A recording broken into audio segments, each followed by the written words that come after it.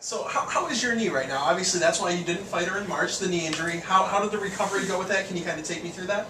Yeah, it was a 6-week process of just rehabilitation, healing. Then I had to go through kind of getting back in shape, although I wasn't completely dormant, but very limited, obviously, during that time. So little loss of muscle mass in the leg and everything. So, I just had to work back into the groove of things after that 6 weeks.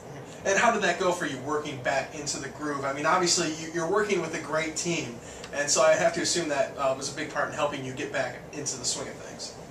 Yeah, they're mentally, I'm always complimenting on that because I think their mental and emotional status is really probably the thing that I've appreciated the most. I think they understand that when you're preparing for a fight, that your confidence level and your mentality is more important than your physicality. So they really helped me through that tough time just by setting an example themselves.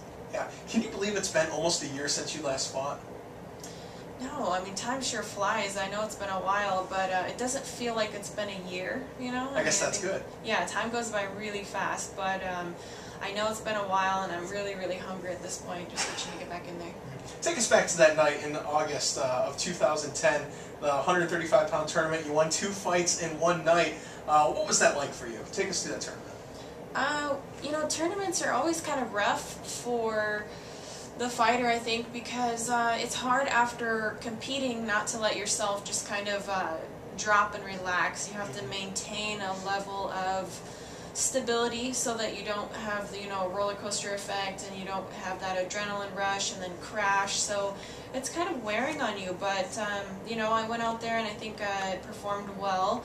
I won both fights, and that put me in title contention. So up to this point, that was the best night in my career, and I think the only thing that could really top that is becoming a champion Saturday.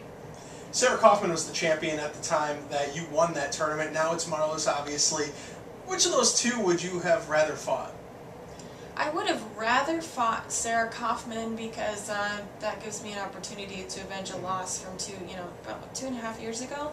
And so it's been a while since we fought, and I think a lot has changed. When Sarah and I fought, we fought 3 3-minute rounds. And granted, I win the title like I'm expecting this Saturday. I believe Strikeforce has said that she's the next one to, she's back in line for the title shot. So that would be perfect. Ideally I beat Marloes, I get the title shot, and then I get to avenge a loss to Sarah Kaufman. How much do losses stick to you in your mind? I mean, do those nag at you? No, I think my losses have done me way more good than my wins have. My losses are definitely what made me the fighter I am today, because they teach you a lot about yourself. Winning is easy, losing is hard, but you learn a lot when you lose. If you have the right attitude about it, you can walk away and say, okay, well, now I know where I was weak, and I can strengthen that. When you win, you're learning what you already know you're good at. So when you lose, it's a true testament of how you can become a better fighter. So it helps you learn a lot about yourself. Do you think Liz Carmouche laid out the game plan of how to beat Marloes? I'd say she did. She had a blueprint, and I think that was already what I was suspecting. And I think up until that point, Marloes had never gone against someone who challenged her so much in the wrestling department. And so, I know I've seen Marloes perform a lot better than she did that night. So I can only expect that she's going to come in a lot tougher and better for that loss. I would only expect that. But at the same time, I feel like even if she went home and worked nothing but defensive wrestling for these last few months, it's just not long enough to change how she's naturally been over these past 10 years. Obviously, wrestling is her weakest link, and it's my strongest. So, and I think wrestling obviously has established itself as a very dominant, has a very dominant presence in winning MMA fights, so I think it's going to work out good for me. Yeah, and obviously your strength as a wrestler, and we've seen her, win her last 2 fights by submission on the bottom. Has that been something that you've really been concentrating on in camp? Because that seems to be her biggest weapon as of late. We worked on armbar defense, staying in good position. I believe being preventative is better than, even learning the defense. I would rather drill staying in good position 100 times than learning to defend the armbar once it's already there, you know. So I think that's what we really worked on, was just preventing it from even starting in the first place. And I'm really confident. One of my best things is staying in good position when I get on the ground, you know. I found that Liz, I think probably due to a lack of experience, I found her getting out of position quite a bit in the guard, you know, and I saw it the first couple rounds, and I thought, boy, she's really getting herself extended, you know, she's going to be careful, she's going to get caught, being a little too careless, and, you know, that's what happened. But man, it's been a long time since even the guys at my gym have submitted me from the guard position. You know, if I do get submitted by the guys, it's usually from top position, and it's something that I usually know is coming anyways, but I'm just maybe not quite strong enough to fend it off or whatnot. So, very situationally aware, and I just have to make sure I stay that way during the fight. Now, this is the biggest women's fight since Zuffa bought Strikeforce. Do you feel any pressure that you need to have an exciting fight? You and Marloes need to have an exciting fight to really prove to Dana White that, hey, you know, women's MMA needs to stick around in these promotions? I think it's very important that we put on an exciting performance and a talented one, you know, rather than just going out there and looking sloppy. I think we need to show that the women have it all. You know, we're the total package, that we have evolved, and you're going to see the two top women go out there, represent the 135-pound division, which I'm glad that we're finally getting a little more mainstream exposure. I know 145 has kind of been a highlight, but I really feel that the 135-pound division has a lot more depth to it, and I'm glad to see that we're getting it promoted a little bit more. And yeah, it's important that we go out there and do everything within our power to show why women's MMA is valuable, why people want to see it, and you know, all of the above. It's definitely very important. Are you, I guess, in a lack of a better word, politicking Dana White at all? I mean, have you talked to him, talked to anybody, you know, higher ups in either organization about your feelings and how you think that you guys deserve a chance?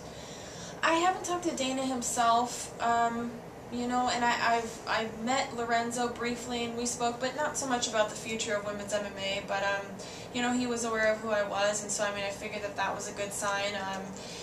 And I've talked with Sean Shelby, who's the matchmaker now, and doing a lot, and he said that they're really trying to give the women the push, which I can see, because they're signing a lot more. You know, we have the Julie Kedzie and Alexis Davis on the undercard, and those are two top 10 ranked girls that have yet to get their exposure. So it's exciting to see that they're actually making an effort to get more women in the mixture. So. Now, Marloes, obviously a tough opponent, very experienced. How can you kind of, you have experience as well, but how can you combat her experience in the cage? She's been through so many different situations. Yeah, well, I think, you know, I've been fighting for about 5.5 or 6 years. I started fighting when I was 19, and I'll be 25 in August.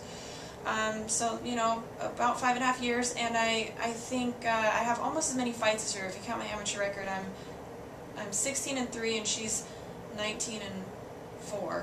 So, you know, not close. That big, and I've been, the other thing that people don't necessarily realize is that I've been competing in contact sports, you know, wrestling since I was 15 against men. So I'm very used to the contact, the aggressive nature that it requires to not only win, but just be ready for anything. I've been doing that since a really young age, you know, 10 years now. So I think with that in mind, I may not have been fighting as long, but I've been doing something that is relative to fighting, you know, for the past 10, 11 years. All right, Miesha, we know you're very busy, and we appreciate your time today. So one last question for you. I know a lot of athletes like to visualize. So if you had to visualize Saturday night when you're in the cage with Marloes, how do you see it going? What do you see in your head? Oh man, I visualize this fight to death. I am huge on visualization. I think that the more you talk about something, the more you visualize it, the more likely it is to happen. And I see a number of things happening. I see myself maybe coming out, you know, with a few hard punches, landing an overhand right, and either blasting through a double and just flaring it out into side control. Maybe knee rights transition to mount to TKO, you know, there's that. Maybe grabbing a single. Either way, you know, I see at some point landing a hard punch or getting her to overcommit, you know, convincing her to come in, overcommit on her punches, getting the takedown, controlling position, and capitalizing, using top position to dominate the fight and look for a finish. I would love to finish by submission because I think on paper it would say a lot more, being that I think 14 of her wins have come by submission and she has yet to be submitted. So that would be really something I would be stoked to do, basically. But I'm in so much anticipation of this fight that I really think that if I get in a position where I can just punch her until the ref stops it, then I'm just going to go crazy and basically see red when I know that it's go time. So I think probably my probability of finishing the fight with a TKO is higher than a submission, but if the submission's there, I would love to take it. So every visualization ends with your hand raised and a belt around your waist. Oh yeah, and I visualize me knocking her out too, you know, every way possible. I almost feel like sometimes I think, man, 25 minutes just isn't enough time to do all the stuff I want to do to her, you know, I just want to do like everything. But my main priority is to go out there, show that I'm number one, why I'm number one, and put on a great representation for women's MMA and walk away the new women's 135-pound world champion. Excellent. Miesha, thank you for your time. Thank you guys.